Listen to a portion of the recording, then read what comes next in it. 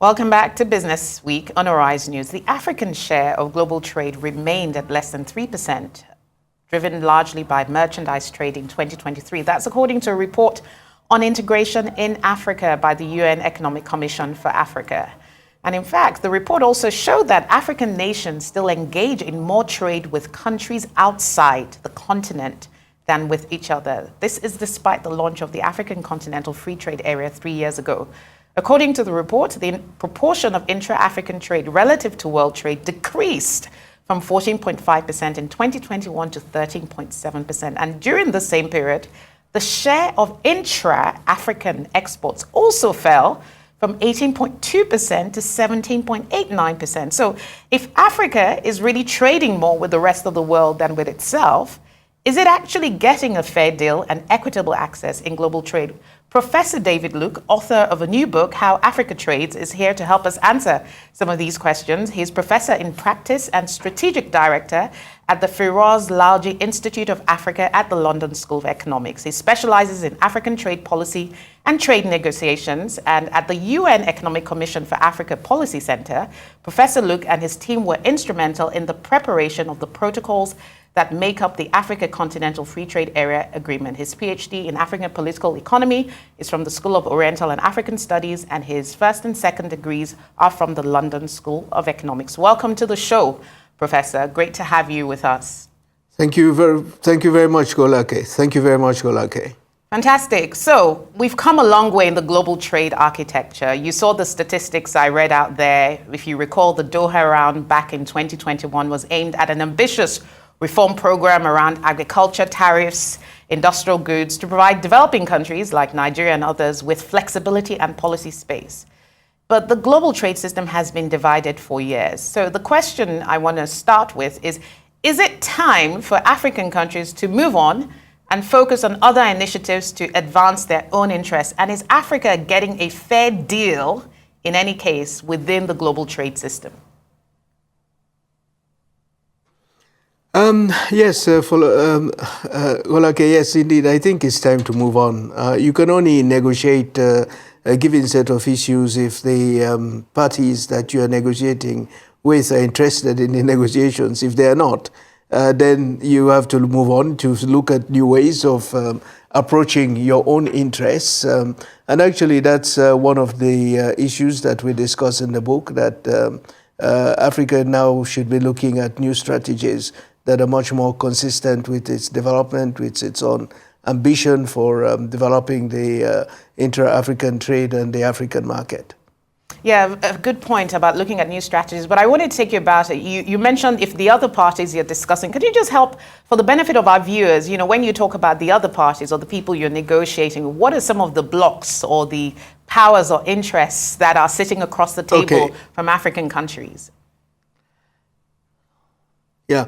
Well, as you know, the Doha round was launched in 2001 as part of a multilateral trade negotiation, and that involved countries from all over the world, all the WTO members, but especially the leading members such as the US, the European Union, and emerging economies like India, Turkey, China, of course, all were meant to be part of these negotiations.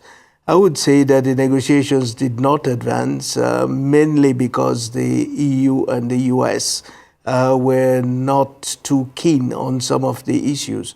I think another complication was how to treat China and India in the context of the WTO. The view that, especially in the US and in the European Union, that China and India are no longer developing countries in the traditional sense of the word, view that they have achieved major shares in world trade and should be treated differently from other developing countries, including most African countries, and so on. So because of that shift and a failure to agree that these emerging economies should be treated differently from developing economies, there's been basically a stalemate at the WTO these last 23 years. And even last week, as you would have seen, coming out of the latest WTO ministerial meeting that took place in Abu Dhabi, again, a stalemate over issues of how to treat India in particular, I think was the major issue in regard to fisheries, whether to treat India as a developing country or not. Yeah. And, Professor, if we keep seeing these stalemates decade after decade, then my question then becomes, is it then time to move away from multilateral negotiations to countries focusing on bilateral and unilateral moves? I mean, we're seeing blocs, countries like the US and blocs like the EU are essentially spelling the end of multilateralism. The US prohibiting, for instance, certain types of investments from China, etc. Is that the new future of global trade? And should Africa take that course? Well, yes, well, the answer, should Africa take that course? My answer would be no. Is the multilateral trading system splintering? My answer is yes. And what should Africa do in this context? Now, as you know, in international relations and in international economic affairs, the big players have more heft, have a greater voice to drive things for their own interests, and they've been able to do that. So the U.S. essentially has walked away from many aspects of the WTO rules. As you rightly point out, the U.S. Inflation Reduction Act essentially drives a truck through WTO rules on subsidies and so on. And the U.S., of course, as you know, has blocked the appointment of appellate court judges at the WTO, essentially rendering the WTO dispute settlement system moribund. But yes, big players can behave like this and get away with it. But I think for small players, which is where Africa finds itself, you still need multilateral rules. So at least everybody is clear. You also have the protection that rules provide, because you can always point to the rules. But I think what Africa now needs to do is to put on the table that it is the continent, the part of the world with the least share of world trade, as you pointed out in your opening statement, and that it should be treated differently. And I think Africa should not necessarily now be aligning itself at the WTO with emerging economies, which have achieved higher shares of world trade. I don't think that's a strategy that is in Africa's interest, but rather Africa should now be pursuing its own interests, seeking derogations. And there is, I think there is some indication that if African countries take this route, they're likely to achieve these objectives. Let me give you one example where I think treating Africa differently has worked. You are familiar, of course, with the Africa Growth and Opportunity Act, which is a U.S. program for African countries. And essentially, the U.S. discriminates against the rest of the world to give Africa this kind of preferential access to its markets. And the U.S. had to get a waiver from the WTO to do this. So what we argue in the book, How Africa Trades, is that all the major bilateral partners, the EU, China, India, Turkey, the rest of them should follow suit, do what the US has done and get a waiver from the WTO for that. So I think it will be a roundabout way of trying to achieve what Africa has not been able to achieve through the Doha round, but which would also be putting Africa's interests first. Yes. So I think there are ways in which we can achieve our objectives, but we just need to be smart and look at, build on precedent and build on existing rules, such as AGOA, after all, with a waiver, is following WTO rules. So build on that, build on the precedent, because we want the rules at the end of the day to protect us. Yeah, very good point you make there, Prof, about the need to not put Africa in the same bucket as some of the other emerging economies. And speaking of AGOA, and we know AGOA has had a great deal of benefit, particularly to African agricultural exports, but AGOA actually expires in 2025. So do you just expect a renewal of this preferential treatment, presumably very quickly? I think there is a bipartisan consensus in the U.S. Congress to renew AGOA. I think what they're discussing now is for how long. Okay. I would like to see AGOA renewed for like 25 years. But I think, in a Congress that is polarized as it is between Republicans and Democrats, it's remarkable that there is consensus Yes, that AGOA indeed. should be renewed. Yes. Yes, indeed. Yeah, indeed. And of course, we don't know what the trajectory of US politics will be next year, which might also impact policy development. But coming now to Africans' own situation, let's talk a bit about AFTA. You know, one of the things that's often said is that there is much more diversity in what is traded, whether that's goods or services, when Africa trades with itself than when it trades with the rest of the world. So can you help us put a bit more color on that and tell us how we can then strengthen intra-Africa trade? You saw the figures I talked about at the start of the show. The numbers have actually fallen since AFTA was introduced. So what exactly is going on?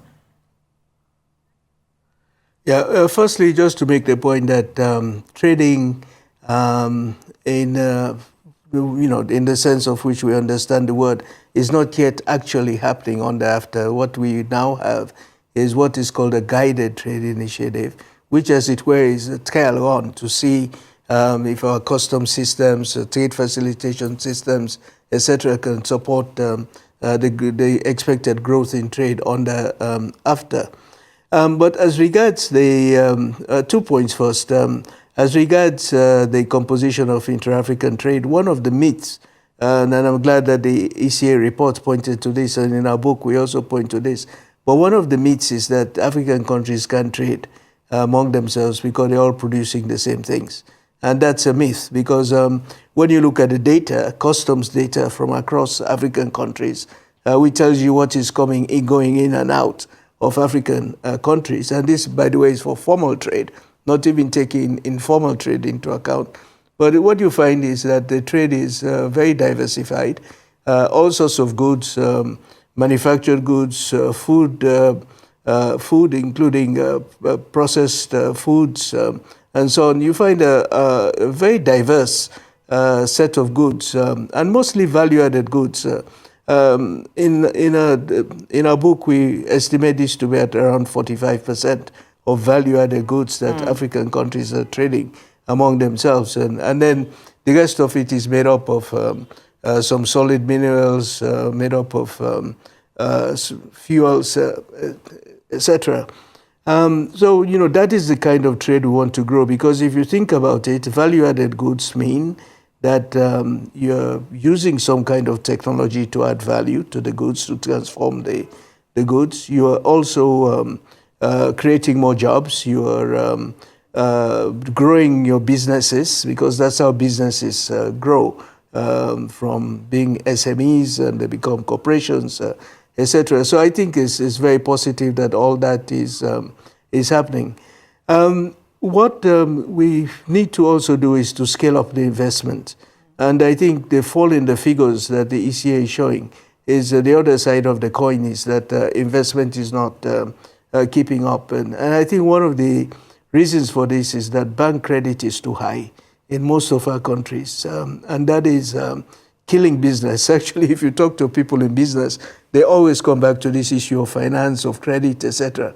I think we have to think through how to make credit much more affordable, because that is what is needed to grow our businesses.